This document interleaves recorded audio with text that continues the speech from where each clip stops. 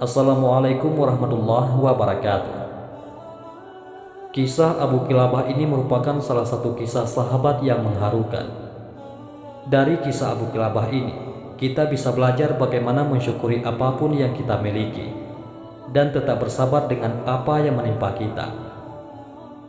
Diriwayatkan oleh Ibnu Hibban dalam kitab As-Sifat. Kisah ini diriwayatkan dari Abdullah bin Muhammad. Namun sebelum kita bahas kisahnya, mari kita sukai video ini, komen, dan berlangganan. Serta bagikan video ini agar bermanfaat bagi semua. Terima kasih. Salah satu seorang yang dekat dengan Nabi Muhammad SAW adalah Abu Kilabah. Selain 4 sahabat Nabi, yakni Abu Bakar As-Siddiq, Umar bin Khattab, Utsman bin Affan, dan Talhah bin Ubaidillah, sosok Abu Kilabah merupakan seorang sahabat yang terakhir kali wafat. Dikisahkan ketika terjadi suatu peperangan di daerah Syam, Abdullah yang merupakan prajurit muslim terlepas dari rombongan dan terdampar di sebuah tanah lapang dekat pesisir. Kian hari, bekal makanannya semakin menipis. Di saat dirinya tidak tahu harus kemana, hingga akhirnya dia melihat satu tenda yang berdiri di atas tanah lapang. Tanpa pikir panjang, Abdullah menghampiri tenda yang tampak kumuh itu. Dia mendapati seorang pria tua yang tidak memiliki kedua tangan dan kaki. Abdullah juga menyadari bahwa pendengaran orang tersebut tidak normal, mata rabun, dan hanya lidah yang masih bisa berbicara. Dengan sembunyi-sembunyi, Abdullah menyimak setiap kata yang keluar dari mulut orang tua tersebut. Wahai Allah, berilah petunjuk agar aku dapat terus memujimu, sehingga aku dapat bersyukur atas nikmat yang Engkau berikan. Sungguh, Engkau telah melebihkan diriku atas kebanyakan manusia. Begitu ucapan orang itu. Tak dapat menahan rasa heran, Abdullah yang sebelumnya sudah mengucapkan salam berkata, "Wahai Tuan, aku mendengarmu tadi berkata demikian, dan kau baru saja menyatakan Allah telah melebihkanmu atas banyak orang. Nikmat Allah mana yang telah engkau syukuri?" Orang tua itu menjawab, "Apakah kau tidak melihat apa yang telah Allah lakukan padaku? Demi Allah, seandainya ada halilintar datang menghanguskan tubuhku, atau gunung-gunung menindihku, laut menenggelamkanku, dan bumi menelan tubuhku, aku tetap bersyukur."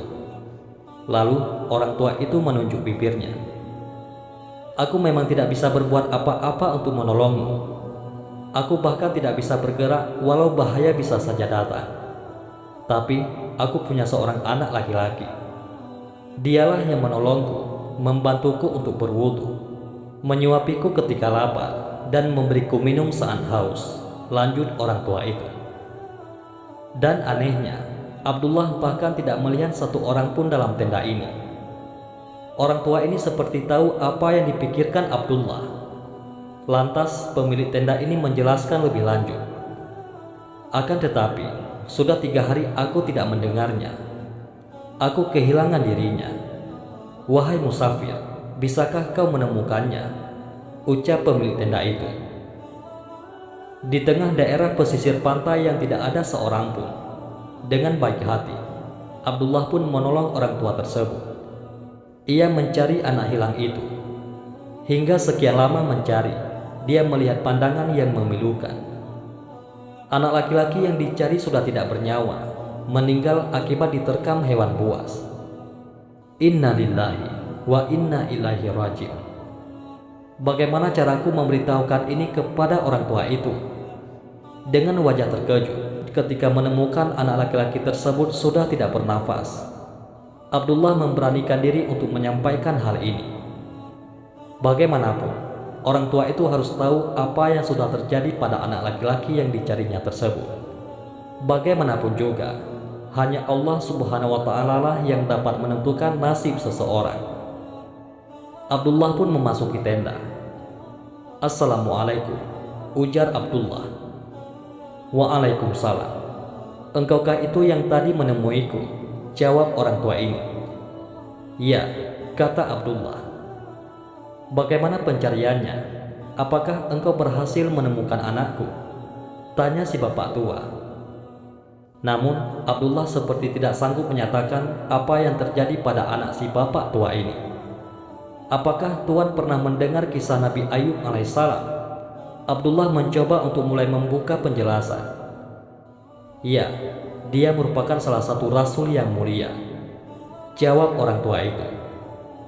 "Apakah kau tahu bagaimana Allah Subhanahu wa Ta'ala menguji Nabi Ayub alaihissalam dengan harta, keluarga, bahkan anak-anaknya?" tanya Abdullah.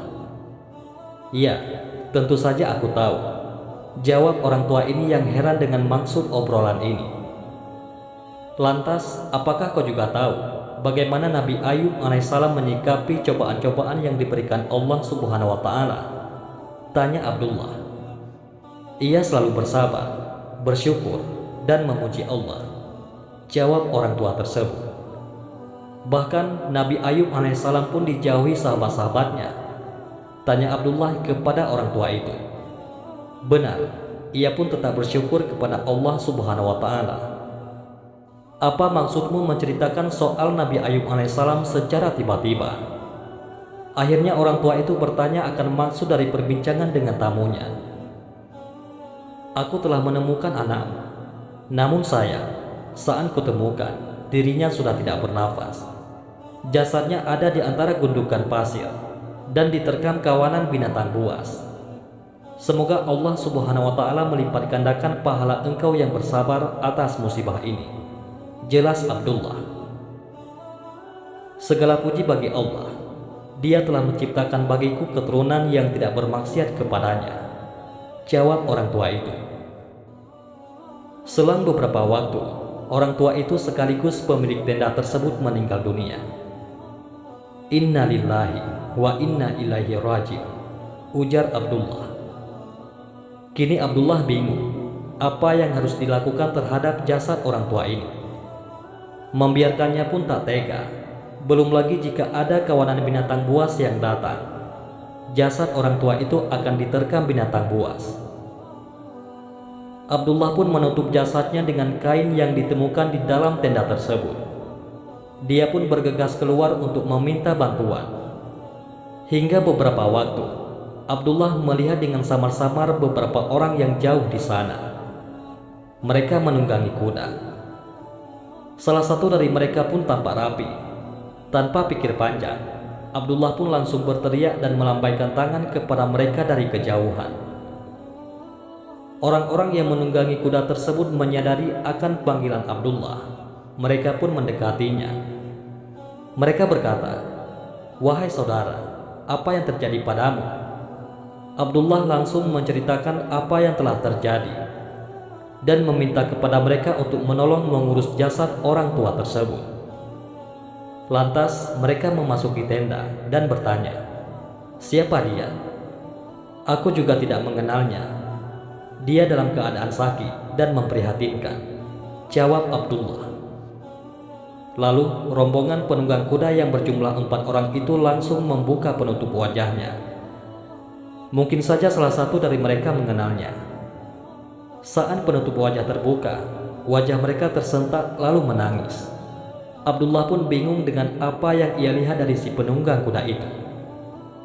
Salah satu dari mereka berkata, "Subhanallah, wajah yang senantiasa bersujud kepada Allah, mata yang selalu menunduk atas apa yang diharamkan Allah, tubuhnya selalu sujud tatkala orang-orang dalam keadaan tidur."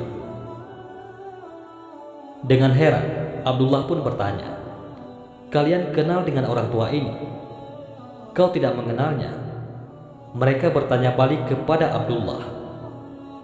Abdullah jelas tidak tahu siapa orang tua yang dia temukan seorang diri di dalam tenda. Dia lantas bertanya, "Siapakah orang tua ini? Mungkin tuan-tuan dapat menceritakannya." Namun orang-orang itu kemudian memperkenalkan diri lebih dulu.